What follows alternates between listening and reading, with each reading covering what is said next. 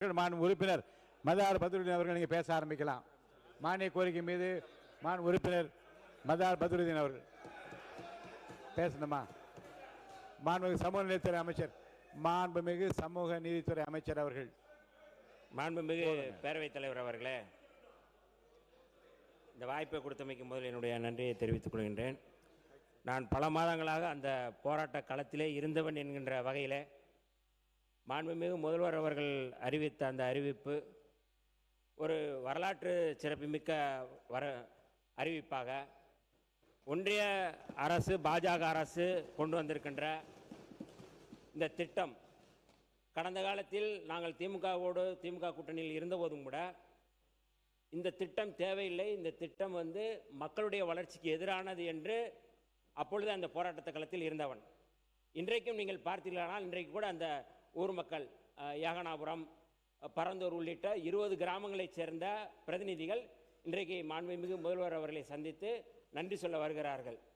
நான் அதற்கு முன்பாக அந்த பகுதியில் இருந்தபோது எல்லாருக்குமே தெரியும், அமைச்சர் பெருமக்களுக்கு தெரியும், எங்களுடைய தலைவர் எழுச்சி தமிழர் அவர்கள் அந்த கிராமத்து மக்களை சந்தித்து அழைத்து மாண்புமிகு முதல்வர் அன்றைக்கு இருந்த முதல்வர் முத்துவேல் கருணாநிதி ஸ்டாலின் அவர்களிடமே இதை சொல்லி இந்த திட்டம் மக்களுக்கு எதிரானது, வளர்ச்சி திட்டங்களுக்கு எதிரானது, மண்ணின் மைந்தர்கள் பூர்வீக குடிகள் அகதிகளாக மாற்றுவதற்கு தான் அதுக்கு வாய்ப்பு இருக்கிறது என்று அன்றைக்கே நாங்கள் எச்சரித்தோம். இன்றைக்கும் அதுதான் சொல்கின்றோம்.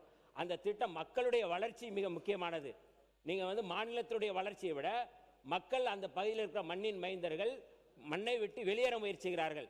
ஒரே ஒரு செய்தி மட்டும் நான் சொல்ல விரும்புகின்றேன். அந்த பகுதி ஒரு சிறை வைக்கப்பட்ட பகுதியாக இருந்தது. நானே பலமுறை போக முடியவில்லை. 2 வீலரில் நான் போயிருக்கிறேன் அந்த பகுதியில். அப்படி பேரிகார்ட் போட்டு அந்த பகுதி முழுக்க அந்த பகுதியில் இருக்கிற கிராம மக்கள் மிக மோசமாக நடத்தப்பட்டார்கள். ஆனால் இன்றைக்கு அவர்கள் விடுதலை செய்யப்பட்டார்கள் மாண்புமிகு முதல்வர் அவருடைய அறிவிப்பால். ஒரு தனியாருக்கு ஒரு விமான நிலையம் எடுத்துக் கொடுப்பதற்கு தான் இந்த வேலைகள் நடக்கின்றது. அதை அன்றைக்கே சொன்னோம். அதாவது ஒரு மாநில அரசு இன்னொரு விமான நிலையத்திற்கு நீங்கள் நிலத்தை எடுத்து கொடுக்குற வேலையை எதுக்கு நீங்கள் செய்கிறீங்க அப்படிங்கிற கேள்வியை நாங்கள் வைத்தோம். அதைத்தான் இன்றைக்கும் நாங்கள் அந்த நிலைப்பாடு தான் இருக்கிறோம். ஆகவே மாண்புமிகு முதல்வர் அவருடைய இந்த அறிவிப்பு என்பது விடுதலை சிறுத்தைகள் நாங்கள் வரவேற்கிறோம். அந்த பகுதியில் மக்கள் இன்றைக்கு விடுவிக்கப்பட்டிருக்கிறார்கள். வளர்ச்சி என்பது வேற எங்காவது வைத்துக் கொள்ளலாம்.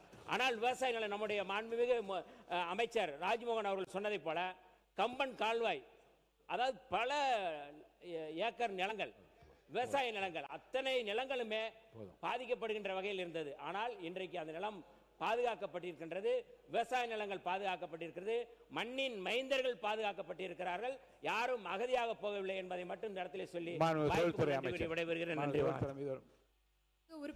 மாண்புமிகு உறுப்பினர், மாண்புமிகு பேரவைத் தலைவர் அவர்களே, மாண்புமிகு உறுப்பினர் அவர்கள் சொல்லியிருந்தாரு உயர்மட்ட குழு ஒரு கமிட்டி போட்டிருந்தோம் அப்படின்னு.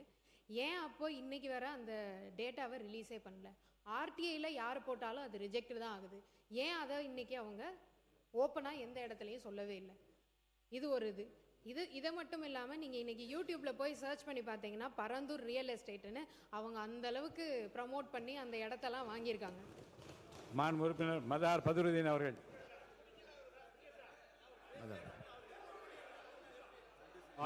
நன்றி சொல்லி இல்ல குறுக்கீடு இல்லாம 24 நிமிஷம் உங்களுக்கு கொடுத்துட்டேன், போதுமானது.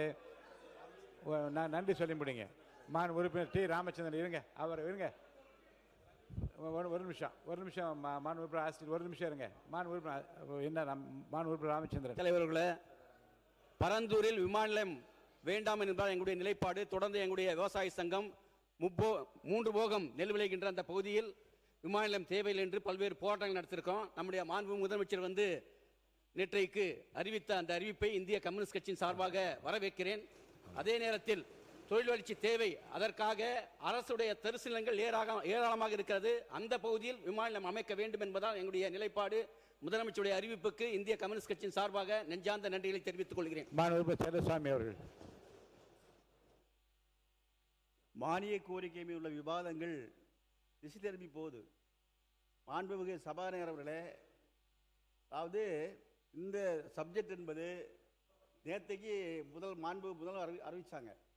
நம்ம எல்லோரும் சந்தோஷப்பட்டு போகிறோம். இன்றைக்கி மானிய கோரிக்கை மீது விவாதம் நடந்துகிட்ருக்கு.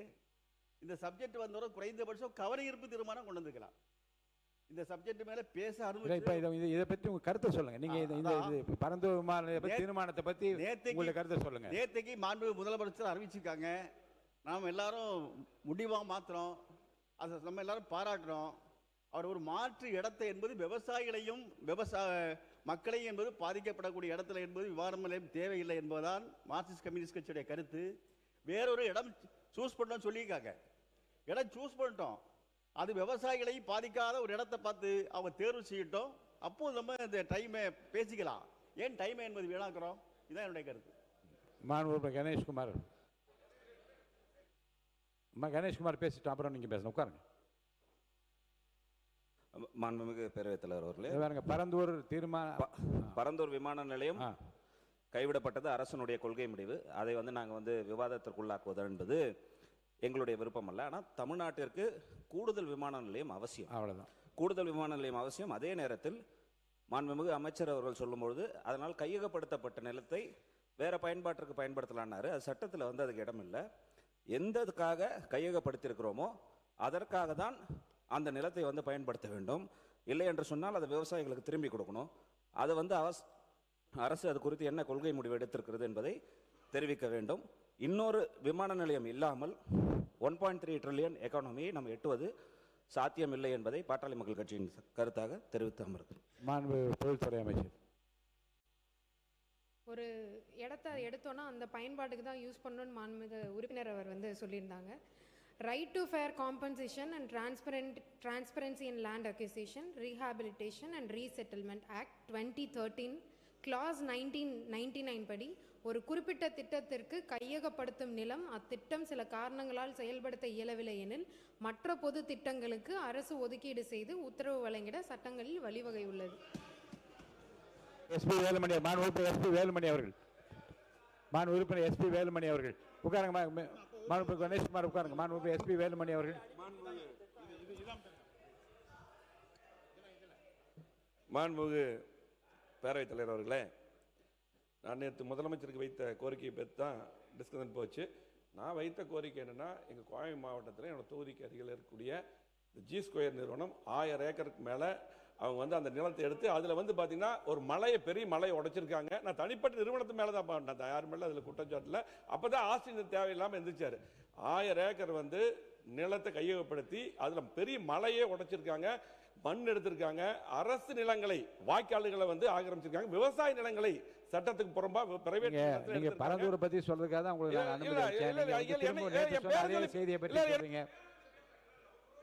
முடிச்சறேன். அதே போல பாத்தீங்கன்னா இன்றைக்கு மான்களும் சிறுத்தை புலி கொல்லப்பட்டிருக்குது. அதான் முதலமைச்சர் நடவடிக்கை எடுக்கணும்னு சொன்னேன். அதே போல பாத்தீங்கன்னா இன்றைக்கு அந்த நிறுவனத்தின் மேல நடவடிக்கை மாண்பு முதலமைச்சர்கள் எடுக்க வேண்டும். அதே போல பாத்தீங்கன்னா ஆசிரியர் பேசும்போது சொன்னாரு, இந்த தொழில்துறையில அதாவது ஒரே இடத்துல எல்லா அப்ரூவ் கொடுக்கறது அவங்களுடைய ஆட்சின்னு சொன்னாங்க. நானும் தொழில்துறை அமைச்சரா 2011 இருந்தேன். அதாவது 1991 தான் துறைத்துறை அம்மா அவர்கள் சிங்கிள் விண்டோ சிஸ்டத்தை, சிங்கிள் விண்டோ கிளியரன்ஸ் கொண்டு வந்தாங்க. அதுல பாத்தீங்கன்னா இன்றைக்கு எல்லா டிபார்ட்மெண்ட் பாத்தீங்கன்னா வருவாய்த்துறை, மின்சாரத்துறை, அதே போல பாத்தீங்கன்னா ட்வாடு நகராட்சித்துறை, அது சுற்றுச்சூழல் துறை, எல்லா துறையும் ஒருங்கிணைந்து உடனடியாக அப்ரூவல் கொடுத்தங்காட்டி தான் ஹுண்டாய் போன்ற பெரிய பெரிய நிறுவனங்கள்லாம் வர்றதுக்கு துறைத்துறை அம்மா அவர்கள் தான் காரணம் என்பதை தெரிவித்துக் கொள்கிறேன். மாண்பு உறுப்பினர் தாரகை கத்பட் அவர்கள். மாண்புமிகு பேரவைத் தலைவர் அவர்களே, பரந்தூர் விமான நிலைய திட்டத்தை ரத்து செய்தமைக்காக விவசாயிகள் சார்பாக நன்றியை தெரிவித்துக் கொண்டு காங்கிரஸ் கட்சி சார்பாகவும் நாங்களும் நன்றியை தெரிவித்துக் கொள்கிறோம். சுற்றுச்சூழல் நாசம் செய்து நீர்நிலைகளை அழித்து விவசாயிகளின் வாழ்வாதாரத்தை பாதிக்கக்கூடிய இந்த திட்டத்தை கைவிட்டது மிக சரியான ஒரு செயலாகும். இதை காங்கிரஸ் கட்சி வரவேற்கிறது. அதே போன்று எங்களுக்கு ஒரு சின்ன ஒரு இது இருக்கு, லேண்ட் அக்வயர் பண்ணியவங்களுக்கு அந்த லேண்டை திரும்ப கொடுப்பார்களா என்பதையும் நாங்கள் அறிய விரும்புகிறோம். அதே போன்று ஒன்று சார், இந்த தொழில் வளர்ச்சியை தக்க வைக்க நம்ம எப்படின்னா எப்படியுமே நமக்கு எக்ஸ்பான்ஷன் தேவை இருக்கு. நமக்கு சென்னை விமான நிலையத்தை எக்ஸ்பேண்ட் பண்றதுக்கு உடனடியாக அரசு நடவடிக்கை எடுக்குமா என்பதையும் இதன் வாயிலாக போஜராஜன் அவர்கள்.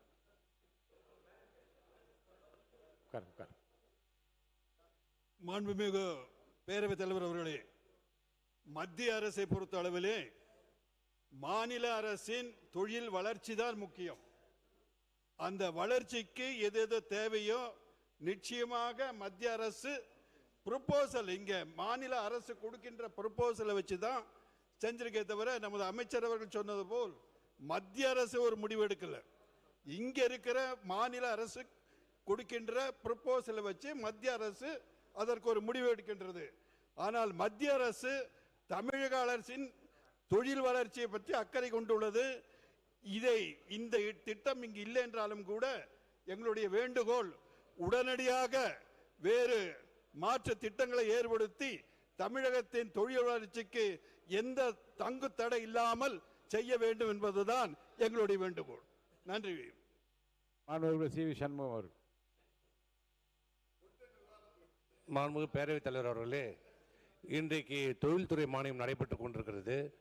நாட்டிலே படித்துவிட்டு இளைஞர்கள், லட்சக்கணக்கான இளைஞர்கள் வேலைவாய்ப்பு இல்லாமல் இருக்கிறார்கள். அரசாங்கத்திலே அவர்களுக்கு வேலைவாய்ப்பு இல்லை, வேலைவாய்ப்பு எடுக்கப்படுவதில்லை. வேலைவாய்ப்பு வர வேண்டும் என்றால் தொழிற்சாலைகள் வர வேண்டும். அந்த தொழிற்சாலைகள் வர வேண்டும் என்றால் தமிழ்நாட்டினுடைய கட்டமைப்புகள், உள்கட்டமைப்பு, சாலைகள் மற்றும் அனைத்து ஏர்போர்ட், இப்படிப்பட்ட அனைத்து வசதிகளும் வர வேண்டும். ஆனால் ஆளுங்கட்சியாக இருக்கின்ற போது ஒரு நிலைப்பாடு, எதிர்கட்சியாக இருக்கின்ற போது ஒரு நிலைப்பாடு. நான் யாரையும் குற்றம் சாட்டல. ஒரு நிலைப்பாடு இந்த தமிழகத்தில் நடைபெற்று கொண்டிருக்கிறது. கடந்த ஒரு 10 ஆண்டு காலமாக தமிழகத்தில் எந்த விதமான மிகப்பெரிய தொழிற்சாலைகள் வராததற்கு காரணம் இதே எங்களுடைய அம்மாவுடைய ஆட்சி. எடப்பாடியார் இருக்கிற போது சென்னை டு சேலம் 8 வழிச்சாலை 10,000 கோடியிலே மத்திய அரசாங்கம் அறிவித்தது. மும்முரமாக இருந்தது. அந்த சாலையை கொண்டு வந்திருந்தால் மிகப்பெரிய தொழிற்சாலைகள் முன்னேற்றத்திற்கு வழிவகுத்திருக்கும். ஆனால் இன்றைக்கு எதிர்கட்சியாக இருக்கிறவர்கள் அன்றைக்கு எதிர்கட்சியாக இருந்தபோது அது விவசாயிகள் பாதிக்கப்படுகிறார்கள். விவசாயிகள் பாதிக்கக்கூடாது, அந்த 8 வழிச்சாலை வரக்கூடாது என்று மிகப்பெரிய போராட்டம் நடத்தி அந்த 8 வழிச்சாலையை கைவிடப்பட்டது. இன்றைக்கு அவர்களே ஆளுங்கட்சியாக இருக்கின்ற போது அதே விவசாயிகளை பற்றி கவலைப்படாமல் பரந்தூர் விமான நிலையத்தை கொண்டு வந்திருக்கிறார்கள். விமான நிலையம் வேண்டும், ஏதோ ஒரு விதத்தில் பாதிப்பு எங்கே போனாலும் விவசாயிகளால் எடுக்கப்படதான் வேண்டும். ஆனால் இன்றைக்கு ஆளுங்கட்சியாக இருக்கிறவர்கள் விவசாயிகள் பாதிக்கப்படக்கூடாது என்பதற்காக அதை கைவிடுகிறோம். ஆனால் நாங்கள் விமான நிலையத்தை விரிவாக்கம் செய்வதற்கு நடவடிக்கை எடுக்கிறோம், 2வது விமான நிலையம் கொண்டு வர நடவடிக்கை எடுக்கணும். ஆனால் என்ன நடக்கிறது? இங்க அரசியல் நடக்கிறது. அரசியல் நடப்பதால் தமிழகத்திலே எந்த வளர்ச்சியும் வருவதை தடுத்துக் கொண்டிருக்கிறார்கள். இந்த போக்கு மாறினால்தான் இங்க தொழில் வளர்ச்சி வரும். இல்லைன்னா நீங்க சொல்ற மாதிரி 1 ட்ரில்லியனும் வராது, 1.5 ட்ரில்லியனும் இந்த தமிழகத்துக்கு வராது. மாண்பு உறுப்பினர் மதார் பத்ருதீன் அவர்கள். இல்ல நன்றி சொல்ல மாட்டார். நன்றி சொல்லுங்க பாருங்க. இல்ல பேசியாச்சு, நிறைய நேரம் பேசியாச்சு. போதும். இல்ல அவருடைய நன்றி சொல்ல மாட்டார். உட்காருங்க. நன்றி சொன்ன இல்ல நன்றி சொல்ல மட்டும் அனுமதிக்கிறேன், இல்லைன்னா அனுமதிக்க முடியாம. உட்காருங்க. இல்ல உட்காருங்க. இல்ல உட்காருங்க. முடிங்க. நன்றி சொல்லி முடிங்க. நன்றி சொல்லி முடிங்க. மாண்புமிகு பேரவைத் தலைவர் அவர்களே, நான் எந்த விவாதத்துக்குள்ளேயும் போக விரும்பல. இல்ல உள்ள இனிமே அனுமதிப்பு தான் இல்ல, விவாதத்துக்குள்ள அனுமதிப்பு தான் இல்ல. மைண்ட்ஸ்ல ஒரே ஒரு கேள்வி மட்டும் நான் கேட்டு முடிச்சிருங்க. ஆமா, விதியின் 55ல இருந்து உங்கள்கிட்ட கொடுத்துருக்கிறேன். ஏன்னா சுரங்கத்தை தோண்ட வந்துகிட்டே தான் இருக்கும். அதனால அதுக்குள்ள நான் போக விரும்பல. மைண்ட்ஸ்ல இப்போ எங்களுடைய மாவட்டத்தில் அணுக்கனிம சுரங்கம் அமைச்சர் உங்களுக்கு தான் பேசிட்டு இருக்கேன். அமைப்பதற்கான கால அவகாசத்தை இந்த அரசாங்கம் ஓராண்டு காலம் நீட்டி கொடுத்ததனால் அந்த பகுதியில் மிகப்பெரிய ஒரு கொந்தளிப்பு, பாதிப்பு ஏற்பட்டிருக்கின்றது. அவர்களெல்லாம் முதலமைச்சர் அவர்களை உங்களே பார்த்தார்கள். ஏற்கனவே கொடுக்கப்பட்ட கால அவகாசம் என்பது 10/6/2026 முடிஞ்சிட்டது. நீங்கள் ஆட்சிக்கு வந்த புதுசு, அதனால் அது ஏதாவது தவறெல்லாம் கூட நீங்கள் விட்டுருக்கலாமா? எப்படி விட்டீங்க இப்போ கூட நீங்கள் பதில் சொல்லும்போது கூட சொல்லுங்க, நான் ஒன்றும் அவசரம் இல்லை. விட்டுருக்கலாம். ஓராண்டு காலம் அவகாசத்தை நீட்டி கொடுத்து விட்டீர்கள். இன்னும் ஓராண்டு காலம் இருக்குது. எல்லா அனுமதியும் நாங்கள் நிறுத்தி வைத்திருந்தோம். எனவே அந்த திட்டம், அந்த அரசாணை ரத்து செய்யப்படுமா அல்லது சுற்றுச்சூழல் அனுமதியை அந்த குறிப்பிட்ட கால ஓராண்டு காலம் நீங்கள் வழங்காமல் நிறுத்தி வைத்து தானாகவே அந்த அனுமதி காலாவதி ஆவதற்கு நீங்கள் உதவியாக இருப்பீர்களா என்பதை உங்கள் பதிலை நீங்கள் சொல்ல வேண்டும் என்று நான் கேட்டுக்கொண்டு, நம்முடைய இபி அமைச்சர் ஒரு கருத்தை சொன்னார்கள். லஞ்சத்தை ஏற்று மாண்புமிகு முதலமைச்சர் அவர்கள் அவர்கள் அவரை பத்தி நீங்க சொல்லுவீங்க. அப்ப அமைச்சர் பதில் சொல்லணும். இப்படிப்பட்ட விவாதத்தில் அனுமதிப்பதாக இல்லை. அவர்கள் உட்காருங்க. தயவுசெய்து உட்காருங்க. மாண்பு உறுப்பினர் பதிலுரையாளர்கள் பேசுங்க. நீங்க மாண்புமிகு பேரவைத் தலைவர் அவர்களே, வரலாற்று சிறப்புமிக்க இந்த அவையிலே பேசுங்க. வரலாற்று சிறப்புமிக்க என்னால் அனுமதிக்க முடியாது. உட்காருங்க. இந்த அவையிலே உட்காருங்க. எனக்கு பேச வாய்ப்பளித்த பேரவைத் தலைவர்களுக்கு மாண்பு அமைச்சர் சொல்லுங்க. மாண்புமிகு பேரவைத் தலைவர்களே, அந்த ஐஆர்இஎல் திட்டம் அண்ணா திராவிட முன்னேற்ற கழக ஆட்சியில் 30/9/2020 அன்று அணுக்கனிமுகங்கள் உள்ள நிலங்களில் சுரங்க குத்தகை வழங்குவதற்காக ஐஆர்இஎல் நிறுவனத்திற்கு நில ஒதுக்கீடு செய்யப்பட்டதுக்கு தடையின்மை சான்றிதழ் வழங்கப்பட்டது. பின்னர் திராவிட முன்னேற்ற கழக ஆட்சியில் 28/6/2020 அன்று 1114 ஹெக்டேர் நிலப்பரப்பில் சுரங்க குத்தகை வழங்குவதற்கான துல்லிய பரப்பை தெரிவிக்கும் கடிதம் லெட்டர் ஆஃப் இன்டென்ட் வழங்கப்பட்டிருக்கு. இப்போ என்ன செஞ்சிருக்கோம்னா எக்ஸ்டென்ஷன் ஆஃப் ரிசர்வேஷன் சொல்லுவோம். அதாவது அணுக்கனிமங்கள் அளந்தெடுப்பதற்கான அப்ரூவல் கொடுக்கல, இந்த 1 இயர் எக்ஸ்டென்ஷன் பீரியட். இது சம்பந்தப்பட்ட கன்னியாகுமரி மாவட்டத்தைச் சேர்ந்த சட்டமன்ற உறுப்பினர் மற்றும் அந்த கிராமங்களில் வசிக்கிற மக்களுடைய ரெப்ரசன்டேட்டிவ்களோட சேர்ந்து தமிழ்நாடு முதலமைச்சர் அவர்களுடைய ஆணைக்கிணங்க ஜூலை 3, 2026 அன்னைக்கு கூட்டம் நடத்தப்பட்டு அவங்களுடைய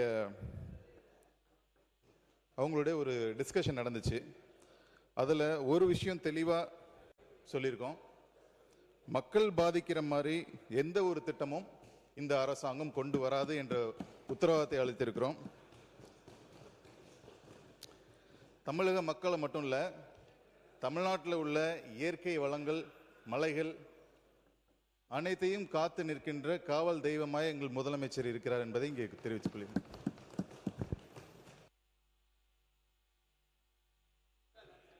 பாருங்க, தயவுசெய்து உறுப்பினர் நான் அனுமதிக்க மாட்டேன்னு சொல்லிட்டேன்.